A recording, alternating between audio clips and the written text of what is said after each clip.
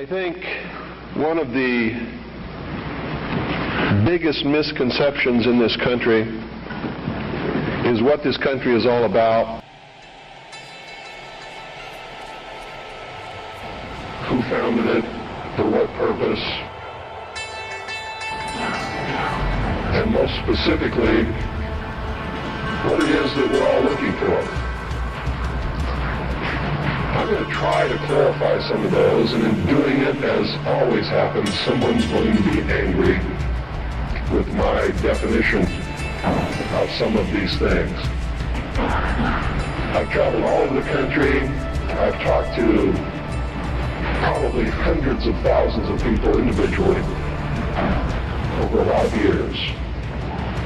I broadcast a radio show that brings me thousands of letters every week. I administer the world's largest and most successful civilian intelligence gathering operation in the world, which makes me privy to an awful lot of information that none of you will ever see. And there's so much of it, I can never present it in a form that you would be able to look at it and digest it. So that puts a pretty big burden on me and the people who work with me in the intelligence service and in the CAGI News service in order to digest this information, analyze it, and be able to present to you what we believe, and this is a subjective judgment, what you can digest and what you need to know at that particular time.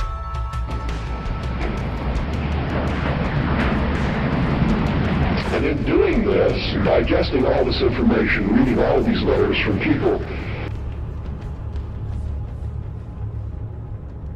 of every kind of background that you can imagine, every race, every religion, every kind of agenda. Believe me, there's an awful lot of agendas going on in this country.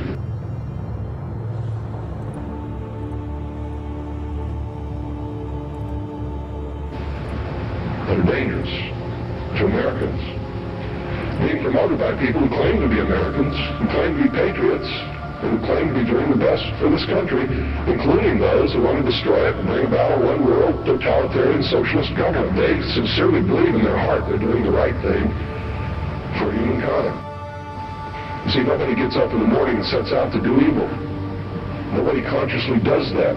I've never met any person in my entire life who said, I'm evil, I'm going to do evil things, I like to do evil things, I want to do evil things. They don't exist, in my knowledge.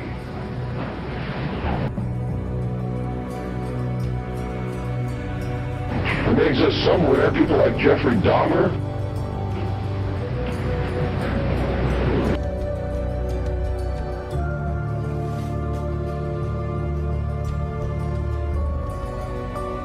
And I believe that even Jeffrey Dahmer probably rationalized what he was doing in his own mind to make it right.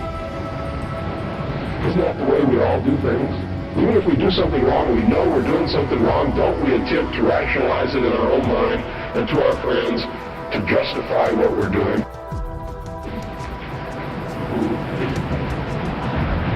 So I believe it's a great fallacy to set out to brand those whom we disagree with as being evil people. The result of their actions we may perceive to be evil. We may perceive it to be bad, but I guarantee you those people don't see it that way. And when we present ourselves to them in that light, we're good and they're evil, do you think we have a chance of getting them to listen to us? Not in your life. It's not going to happen. So I think we have to change the way we talk. We have to talk to them in a different manner. Now don't take what I'm going to tell you standing up here today and compare it to what I say on the radio and expect the two to concur. Because when I'm here, I'm just Bill Cooper. I'm talking to you from my heart. When I'm on the radio, I am on a mission. And that mission is to slap people upside the head, wake them up, and even make them hate me, if that's what it takes, to get them to go examine what I'm telling them to find out that it's right. You see, I don't care how it's done, as long as they wake up. And if I have to be the bad guy that they're going to hate for the rest of their life, that's okay with me. if I wake them up. But when I'm here talking like this, that's not my mission. Because you're awake already or you wouldn't be here. You see? There's a difference between the people here and the people that I'm talking to over those airwaves. Big difference. An awful lot of you are steady listeners of the Hour of the Tongue and have been probably for many years. And when I'm talking on the radio, I know who you are and I'm not talking to you. And I know that when you're listening and I talk about the sheeple, the stupid sheeple, it doesn't make you angry. You know why? Because you know you're not stupid sheeple, don't you? The person that gets angry has verified that I was right. Because he wouldn't get angry if he didn't know in his heart that he's a stupid sheeple. So, what I'm going to talk to you about today comes from my heart.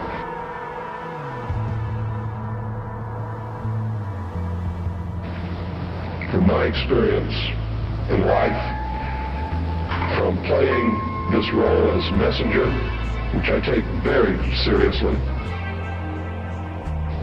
from my efforts to wake up the American people, from my family, from all the letters that I get, people that I talk to, just like I've talked to many of you here today.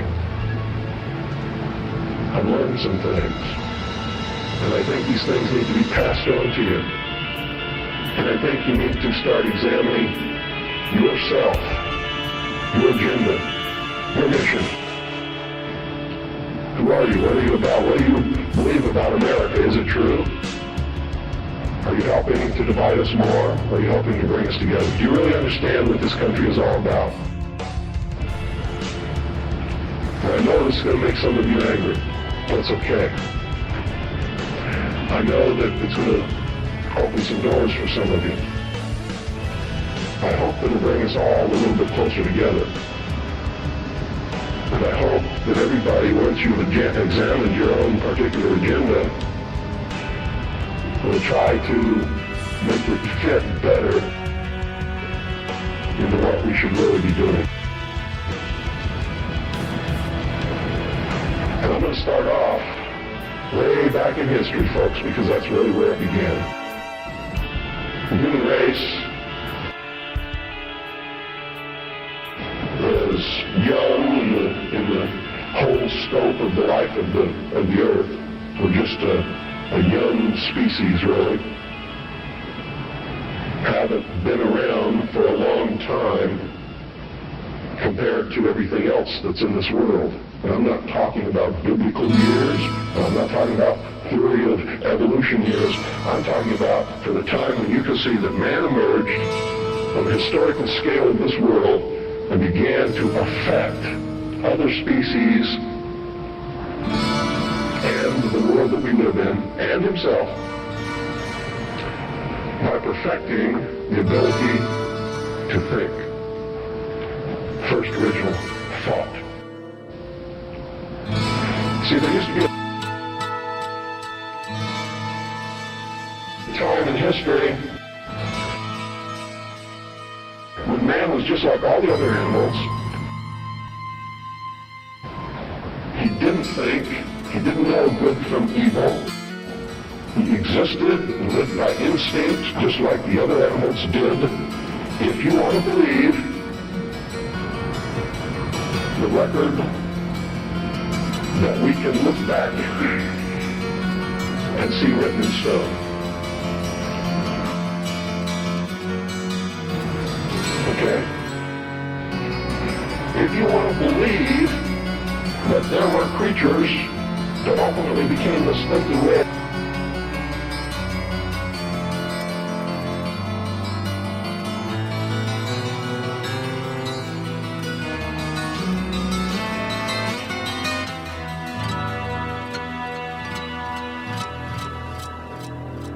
and that you see standing up here in front of you and sitting out there amongst you, didn't have this ability. Now, if you doubt that, read Genesis in the Bible, and you'll see It was confirmed there. Wasn't there a time when Adam and Eve lived in the Garden of Eden? They were not to think. They did not know good from evil. They were just there to take care of the garden. Is that correct? So this concept and the biblical concept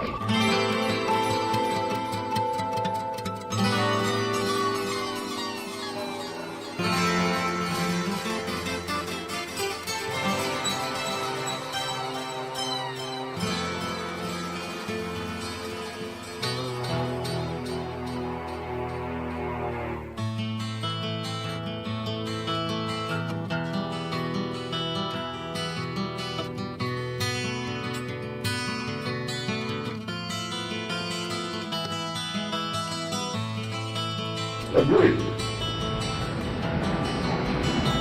Man just enjoyed what God had put there and sort of took care of the garden. Any dentist will tell you that our mouth was not made for eating meat. So ancient man was probably ate vegetables and nuts and things like that. Roots. Doesn't mean that I'm telling you to become a vegetarian, because I'm not. You see, I really believe in freedom. I believe you should eat whatever you feel like eating. That's your business. But that's known to people who study these things as the age of innocence.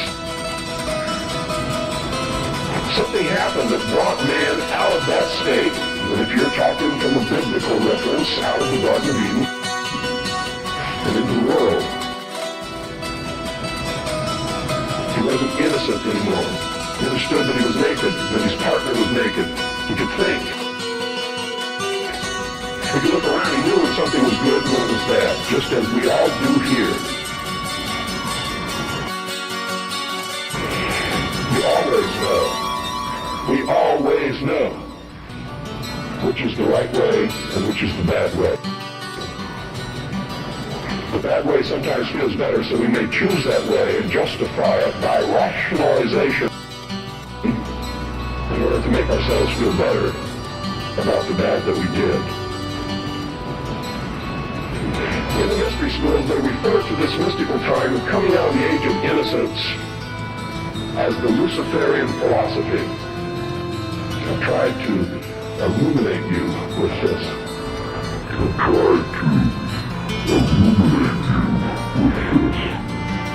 For years on my radio broadcast. In the Bible or in the church, we talk about the fall of man. The same thing. There's only one difference.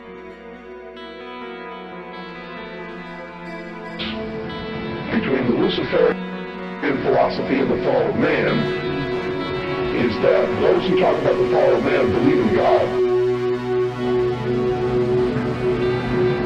Well, they're not. They believe in a Savior. They believe in God.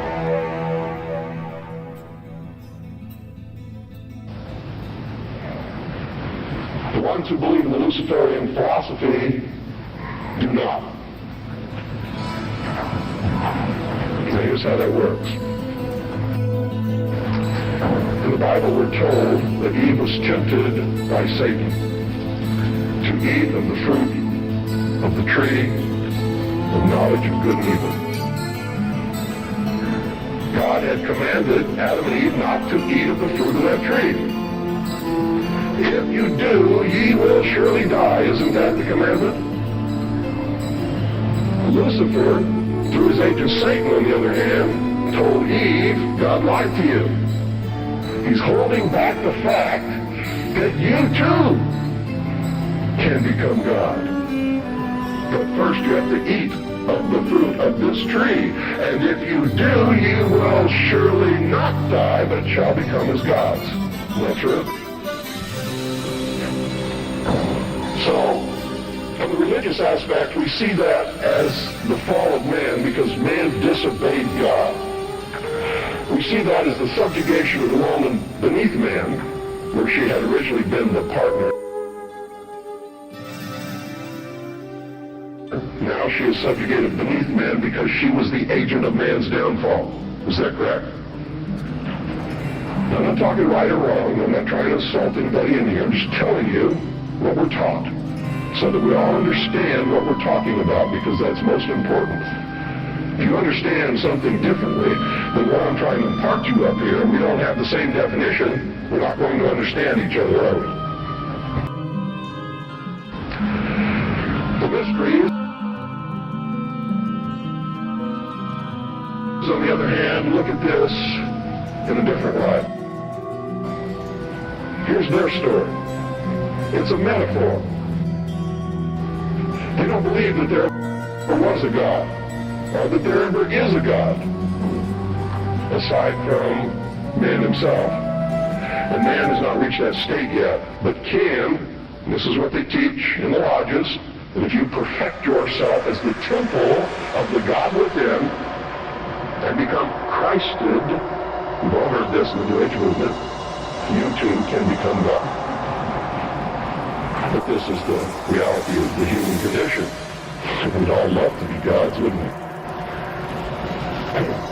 Here's the way they look at it. Here's their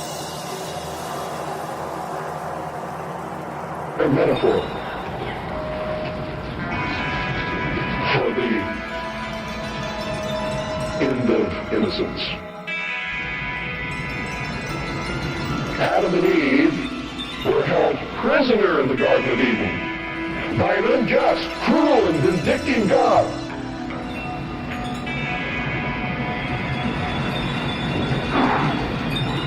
Until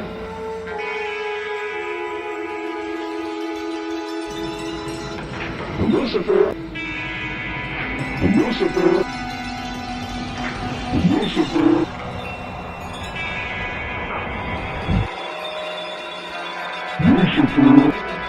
through his agent Satan,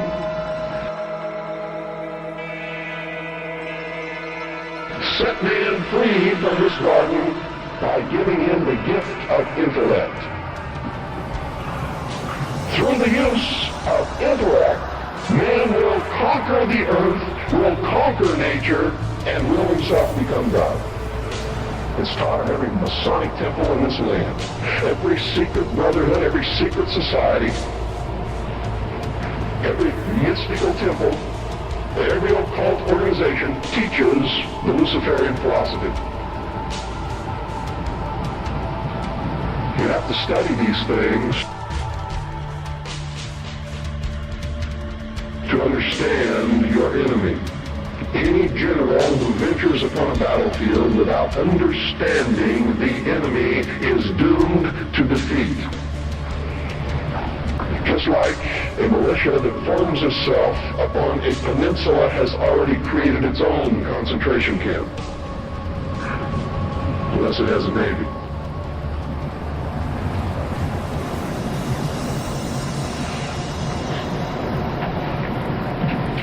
Damn good militia, I might add.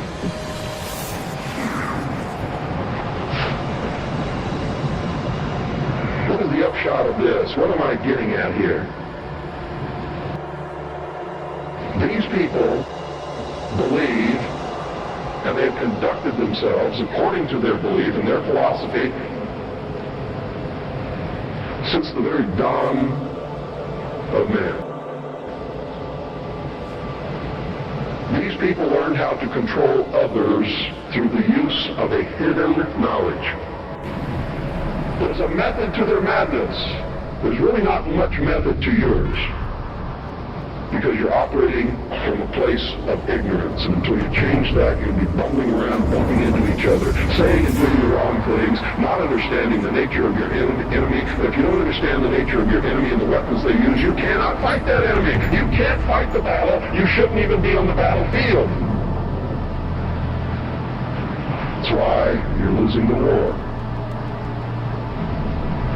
And don't tell me you're not, because I'm in a place of great knowledge about who's winning and who's losing this war. And I can assure you, you're losing the war.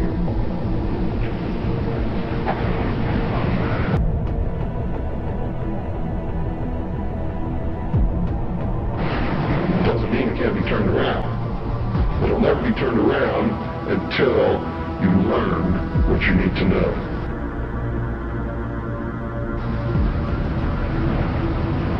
even recognize half the weapons that they use against you. And some of them seem so insignificant that you don't even try. They want to create a world where everybody is happy all the time, doing all of the things that, if you're from a good religious upbringing, is wrong to do. If you're not from a religious upbringing, but you have a good brain and you understand the purpose of morals and ethics, it's still the wrong thing to do. But I got something that you don't have. I have a free press. It's mine. And I get to say what I want. And I get to publish what I want and print what I want because it's mine. And I'm free. And it's my free press. That's why I don't care if somebody calls up my radio show and says they don't like what I say. Screw you, get your own show.